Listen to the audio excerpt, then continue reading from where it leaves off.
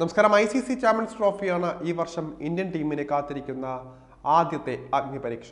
2024 T20 ലോകകപ്പ് നേടി ആഘോഷിച്ച ഇന്ത്യയെ കാത്ത ടെസ്റ്റ് പരമ്പരകളിൽ സങ്കടങ്ങളും ഉണ്ടായിരുന്നു. അതുകൊണ്ട് തന്നെ 2025 സംബന്ധിച്ച് ഏറ്റവും കൂടുതൽ പ്രതീക്ഷയും ഇന്ത്യക്കുണ്ട്. ഏകദിന ഫോർമാറ്റിലുള്ള ICC ചാമ്പ്യൻസ് ട്രോഫിയിൽ വലിയ പ്രതീക്ഷയാണ് ഇന്ത്യക്കുള്ളത്. ഫെബ്രുവരി മാർച്ച് മാസങ്ങളിലായിട്ടാണ് നടക്കാനിരിക്കുന്നത്.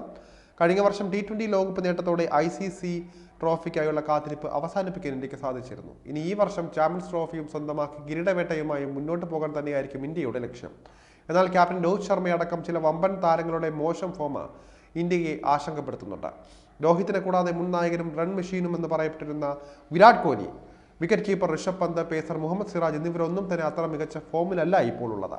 ഫോമിലില്ലാത്ത ഈ മുതിർന്ന താരങ്ങളെ മാറ്റി നിർത്തി ഫോമിലുള്ളവരെ മാത്രം ഉൾപ്പെടുത്തി ഒരു ടീമിനെ ഇന്ത്യ തിരഞ്ഞെടുക്കുകയാണെങ്കിൽ ആരൊക്കെ ആയിരിക്കും ഇടം പിടിക്കുകയെന്നാണ് ഈ ഒരു ഘട്ടത്തിൽ നമ്മൾ പരിശോധിക്കാൻ പോകുന്നത്. ആദ്യം തന്നെ ഓപ്പണിംഗിൽ ആരല്ല.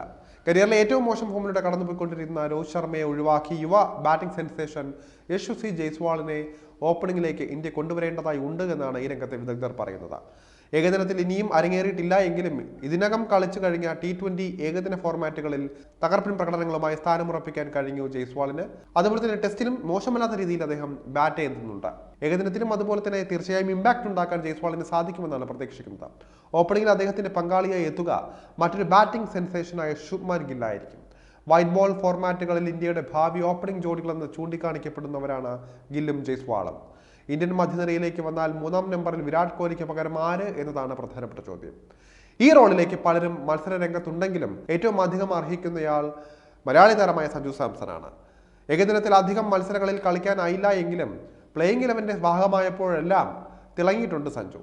55-ന് മുകളിലാണ് ഏകദിനത്തിൽ സഞ്ജുവിന്റെ ബാറ്റിംഗ് ശരാശരി.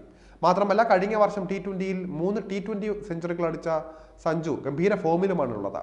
4ാം നമ്പറിൽ ശ്രേയസ് അയ്യരാണ് ഇന്ത്യക്ക് ഏറ്റവും ബെസ്റ്റായിട്ട് പറയുന്നത്. ഈ റോളിൽ നിലവിൽ അദ്ദേഹത്തെക്കാൾ മികച്ചൊരു ഓപ്ഷൻ ഏകദിനത്തിൽ ഇന്ത്യക്ക് ഇല്ല എന്ന് തന്നെ പറയാം. രോഹിത് ശർമ്മയുടെ അഭാവത്തിൽ ഇന്ത്യയെ നയിക്കാൻ ഏറ്റവും അനുയോജ്യനും ശ്രേയസ് തന്നെയാണ്.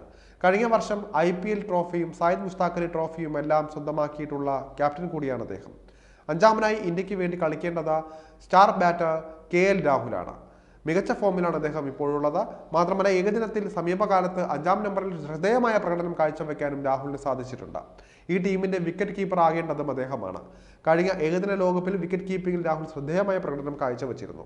ഇന്ത്യൻ ടീമിൽ ഓൾറൗണ്ടർമാരായി വേണ്ടത് സൂപ്പർ താരം ഹാർദിക് പാണ്ഡ്യ, മികച്ച ഫോമിലുള്ള അക്ഷർ പട്ടേൽ, പുതിയ സെൻസേഷൻ നിതീഷ് റെഡ്ഡി എന്നിവരെയാണ്.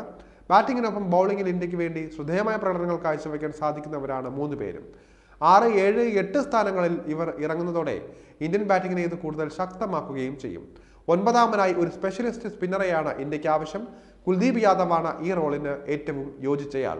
പേസ് ബോളിംഗിലേക്ക് വന്നാൽ ജസ്പ്രീത് ബുംറ തന്നെയായിരിക്കും ആക്രമണത്തിന് ചുക്കാൻ പിടിക്കുക. മുഹമ്മദ് സിറാജിന് പകരം മികച്ച ഫോമിലുള്ള അർഷ്ദീപ് സിംഗിനെയും ഇന്ത്യ കളിപ്പിക്കേണ്ടതുണ്ട്.